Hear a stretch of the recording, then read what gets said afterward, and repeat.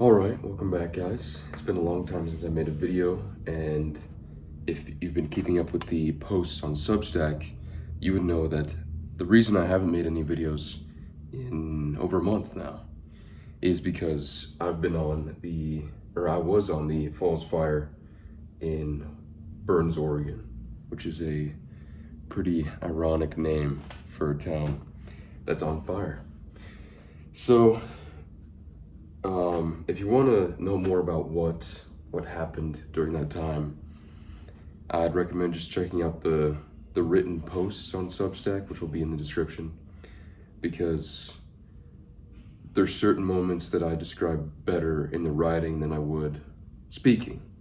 And I wrote those a few days after the actual events, so they were fresher in my mind. So I recommend going and checking that out. I've been back for about 2 weeks now, back in Denver. And last week I didn't do very much. This week I did a little more. I turned 19. What day is it? Today's Monday. So last Sunday I turned 19. And I wanted to do something that made me uncomfortable. And so the day before my birthday, I decided I'm gonna go skydiving because that freaks me out. Just the sound of having to jump out of a plane freaks me out. So that's exactly what I did. The day before my birthday, I booked my spot at 7:30 in the morning. So woke up early, me and my girlfriend drove to the skydiving place. And when we got there, they told us to get on this bus. And it was funny because the bus was old and dirty and rickety.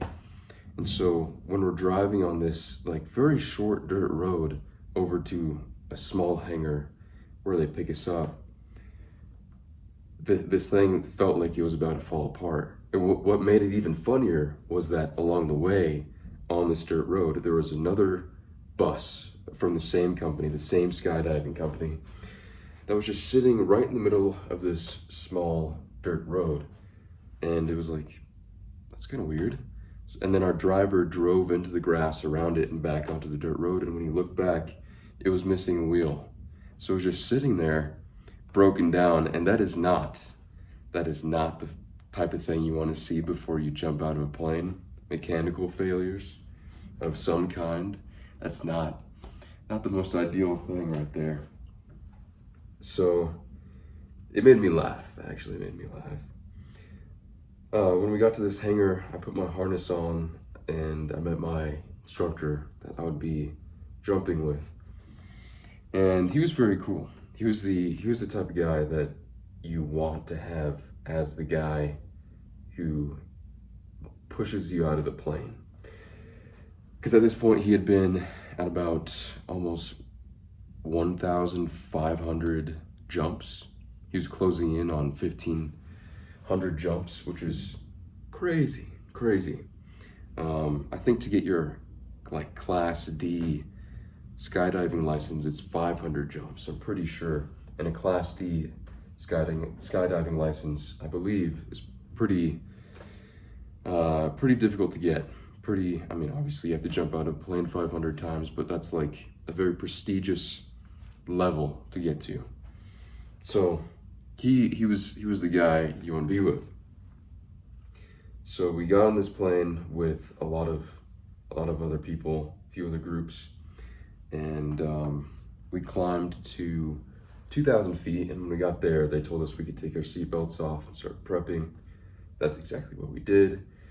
And then the pilot circled around the airport some more, because the airport was our landing site as well, which I thought was interesting. I mean, it makes sense, but I figured that they wouldn't want to have the potential of someone skydiving into a plane, or a plane hitting someone, or multiple people hitting each other or something, because it was a very small landing spot. But I guess that wasn't a problem. So we climbed it up to 12,000 feet, and there were some wingsuiters to my left and the door was in the back. So they were closest to the door. And so they went out first when the door was opened. And then I think we were the third group out. So we jumped, and I actually didn't feel too scared about jumping. It was just the first maybe 20 seconds, 30 seconds, about 20 after jumping, where you're accelerating very fast to terminal velocity at 120 miles per hour. And that freaked you out. I mean, it freaked me out. And it was worse when I looked down at first, and I immediately put my head back up. Not only because you get like a face full of air, but the feeling is so much worse. Whereas if you're looking with your head up towards the horizon, I could see us decreasing in altitude. I don't know why I couldn't think of how to say that. I could see us decreasing in altitude, but it seemed very slow because of just the way the horizon looked. So it was about 45 seconds of free fall, where you drop down 7,000 feet from 12,000 feet to 5,000 feet, and then the instructor signaled 3, 2, 1 with his hands, and he pulled a parachute. And we flew around for about 5 minutes, which was fun because I got to control the parachute, and we did some very sharp turns, which made us drop maybe like 30 to 50 feet each time, I'm guessing. And that was fun. Made your stomach drop, and I think we did that maybe 4 or 5 times. So I enjoyed that. The view, of course, was still good, but it didn't seem real. It really didn't seem like what was happening was actually happening. It's hard to describe. The landing, though, was very soft, incredibly soft. It like didn't make sense how gentle it was. We stopped maybe within 2 feet of hitting the ground, maybe 3. I don't know, but it was hard to believe. Actually, it was hard to believe. So that was something I never thought I would do, but it was good to do. It was interesting. It was fun. And another thing to add to the list is maybe becoming a licensed skydiver, just for fun. Because it only takes 25 jumps to get your Class A license, I think is what it's called. So that was good. That was good to do. Most of the rest of the week, I just did the normal stuff, which I do. And by normal stuff, I mean 30 minutes of chess, 30 minutes of Spanish, and reading, Brazilian Jiu-Jitsu, and working out. And so I did BJJ 3 times this past week. I know it's Monday, but last week I didn't get this video out when I wanted to. So BJJ 3 times last week. We focused on escapes and attacks from the mount position. And BJJ was pretty much one of the only things I really missed while I was on the fire in Oregon, because I felt like I was making decent progress before I left for the fire. So I was eager to keep up the progress, but obviously I could not. So I was happy to get back to it this past week. I did that.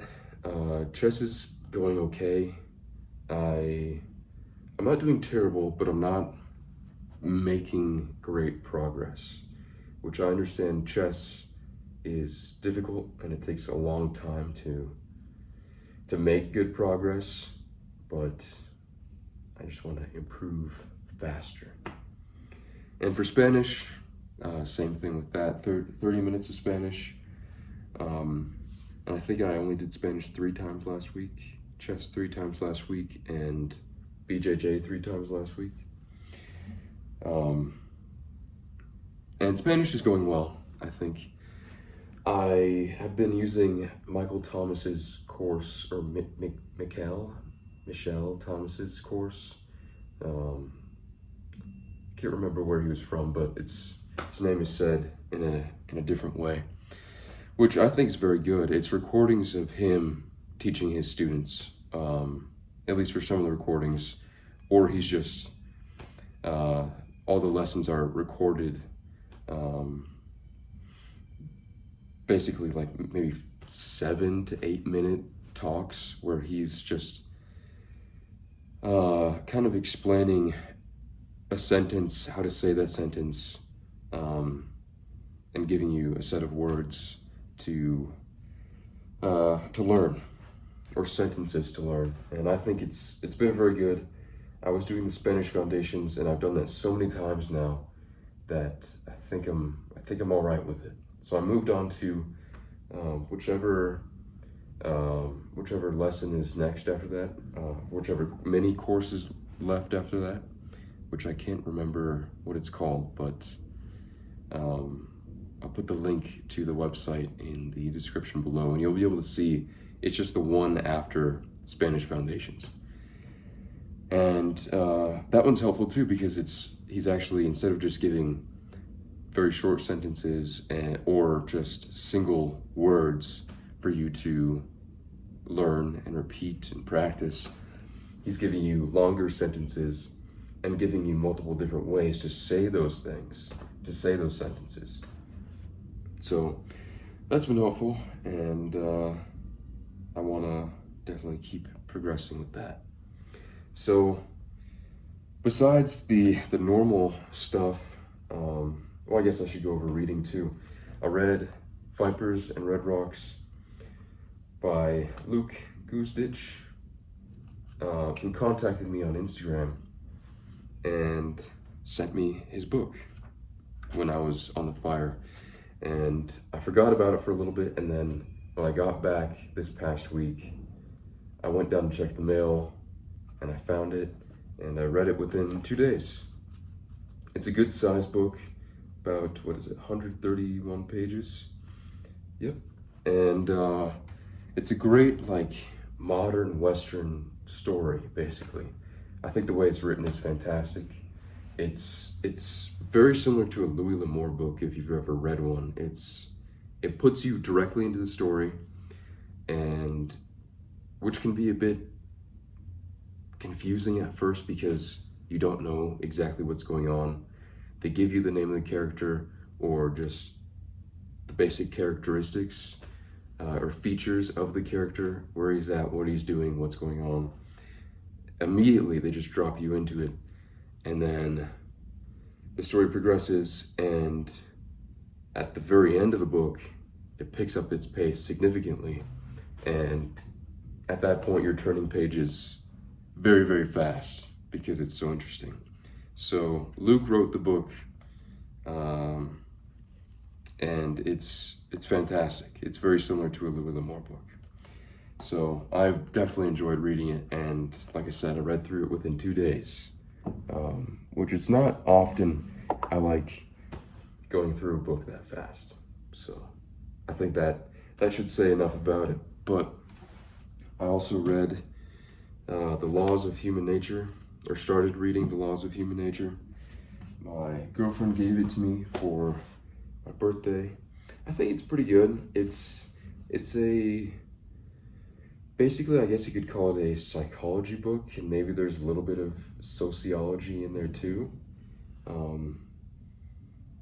I don't have too much to say about it at the moment since I haven't been reading it that long. I'm maybe like 50 pages in, but there's some good historical examples to back what he's giving as evidence of what he's talking about, just regarding the way humans act, the reason why they act, and how certain things in their life can affect how they evolve over time. It's been so long since I made a video, I feel like I'm forgetting how to talk. It's insane. So those two books were pretty decent. Definitely Vipers and Red Rocks was great. the laws of human nature is all right so far. It's all right. So let's see. Reading the normal stuff, as in chess, Spanish, BJJ, weightlifting, and the last big event for the week was going to hike a 14er, which I'm not even that glad that I did it, because it feels like it was largely a waste of time. And that was the first time I've ever felt like that after going to hike a 14er. And there's a lot of reasons behind it. I mean, I didn't do much planning. I chose to go the day before I left. And I left at 12:30 a.m.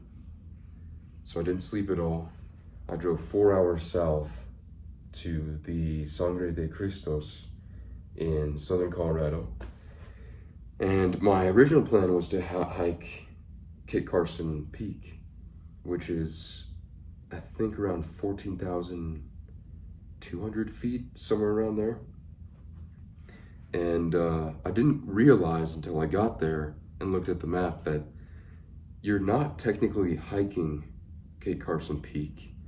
What you're really hiking is Challenger Peak, because the trail goes up Challenger Peak, and then you basically just follow the ridge over to Kit Carson Peak, which doesn't really matter, but it definitely is more difficult to feel, at least have the idea in your mind that you're basically hiking two peaks. At least that was my plan. And the first couple hours, I'd say from 4:30, which was around my start time, to 8 a.m. was perfectly fine. It was a steady incline, but I was making good progress all the way through, even with a 40 pound pack, which is not a good idea, I'm learning. So just some water and a few snacks next time, if there is a next time, because I'm not too keen on hiking another 14er at the moment. So the first couple hours are fine, no problem at all. And eventually you get up to this point where there's a lake, and you go around the left side of the lake and you follow the trail up to Challenger Point. Like I said, everything was fine up until I got to that lake, because as soon as you make the corner around the lake and start to head up the mountain, like really head up the mountain, it turns into about a 60-degree slope that's unstable and rocky the entire way. And I didn't know that. So, and it got very ridiculously windy. Like, if you've ever been in Wyoming, in the plains of Wyoming, on a very windy day, like 80 plus mile per hour winds, that's what it was like. So what took me just a few hours to get to the lake seemed incredibly easy compared to the 60-degree angle slope. Like, this is what I was hiking up, basically. I'm not doing what it looks like there. This is an angle here. This is not a salute. So 60-degree angle slope. The first 5 miles seemed like nothing, and now going up this was insane. And it took me probably another 3.5 hours to get to the top, even though it was only another mile and a half. Let's see, I guess it's about 2 more miles. But to hike around 2 more miles in about 3.5 hours is pretty bad, pretty rough. So I got pretty much all the way up, and the wind was so bad that just below Challenger Peak. I'm like, I'm not gonna go to Kit Carson Peak. It makes no sense to, really. I already basically climbed all of this 14er, the Challenger Mountain 14er. I stopped right before the peak and I said, I'm done. There's no point. There's no point. This sucks. Because every time there was a strong gust of wind, I felt like I was going to be knocked over. And there were a couple times where, especially with the pack, I was just kind of bent over in a weird way, trying to make a step, and the wind would blow me over, and I'd have to catch myself with my poles or my hands. So I was done. And the hike back down took a long time too. Most of it was a blur, really. I don't remember very much about it.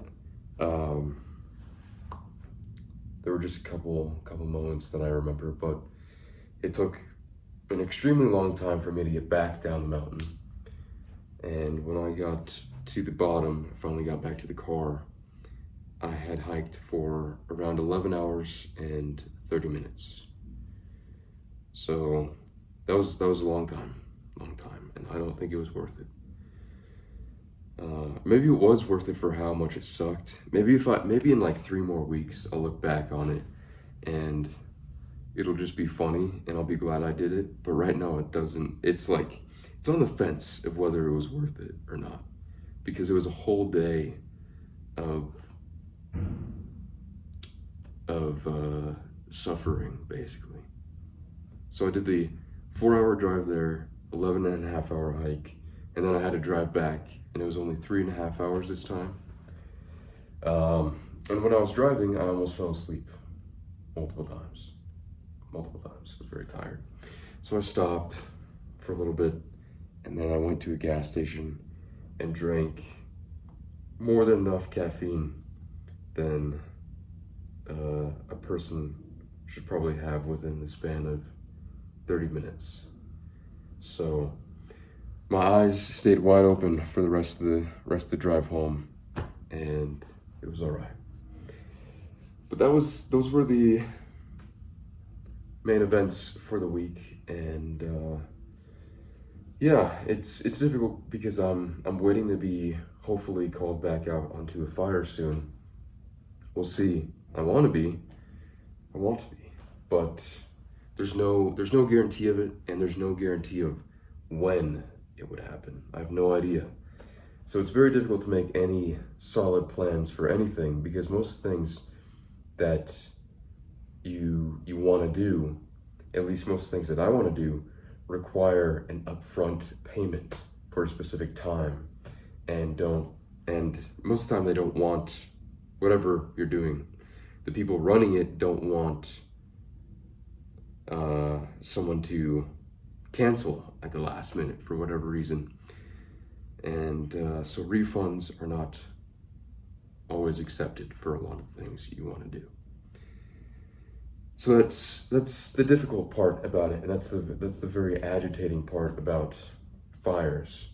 It's like you have to stay out there forever for the entire summer and waste away, or if you do decide to hang back for a little bit, you have to be able to put everything on hold at any moment and be very, very cautious about what you plan. So that's not the best thing in the world, but yeah. So I definitely did more this week than I did, or this past week than I did the week before, which is a good thing. So anyway, that's about it. I don't know why I forgot how to talk multiple times during this. I feel like my brain is not used to thinking so much and speaking to a camera. So I'm not used to it quite yet. But that was it for the week. I hope you guys have a good day, and see you guys next time.